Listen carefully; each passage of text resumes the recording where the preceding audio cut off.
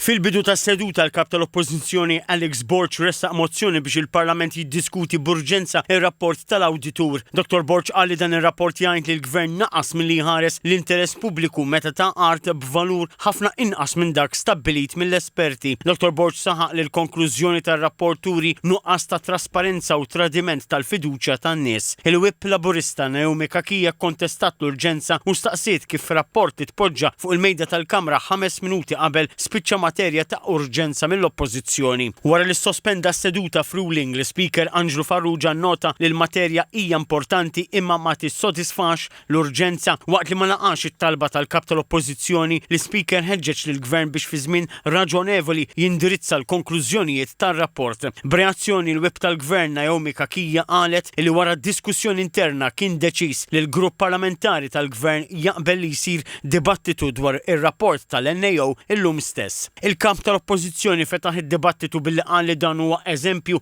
ta' tberbiq u appella lill-Kummissarju tal-Pulizija biex jinvestiga. Appella wkoll biex minnu fih tinfetaħ inkjesta pubblika dwar il-ftehim. Akkuża l-Gvern li spiss jitkellem dwar trasparenza, kontabilità u governanza tajba imma qal li dak li jgħid bil-kliem jagħmel kontra tiegħu bil-fatti. Għaldaqstant Dr. Borch qal li se jżomm lill-Gvern kontabbli sabiex it-trasparenza tkun assigurata f'dan u f'kull każ ieħor bekk qal li jkun aċċertati l-art pubblika titgawda mill-pubbliku u jekk tingħata tkun bil-valur idoneu. Il-Ministru tal-Artijiet Tom Bonnici qal li mindu seħħ dan il-każ il-Gvern ħatar chairperson u kap eżekuttiv ġdid li qal li jagħmlu n-numru ta' riformi li tejbu mis-sitwazzjoni minn kif kienet meta seħħ il-każ. Spjega li llum ir-rapporti tal-valutazzjoni qed imorru għall-iskrutinju parlamentari. Dr. Bonnici saħaq li dan huwa l-ewwel rapport tal-Awditur li fih qed jarbel xamlet l-Awtorità tal-Artijiet u qal li dan seħħ minħabba ir-riforma fl-istess entità tal-Awtorità. Innota li r-rapport ma jitkellimx dwar politiċi imma uffiċjali pubbliċi. Dr. Bonnici qal li l-politiku issa huwa l-bot mit-teħid tad-deċiżjonijiet tal-Awtorità. Żied li llum l-Awditur innifsu fir-rapport qal li l-Ministru u Segretarju Parlamentari involuti dak iż-żmien dew dmirhom korrettament u huma kienu żgwidati. Il-kelliema tal-Oppożizzjoni għall-Artijiet Rebecca Borch staqsit x'se jsir minn dawn il-flus li qalet li nsterqu minn dan il-ftehim u appellat biex isir riforma kif suppost fil-mod kif isiru il-valutazzjonijiet tal-proprjetà.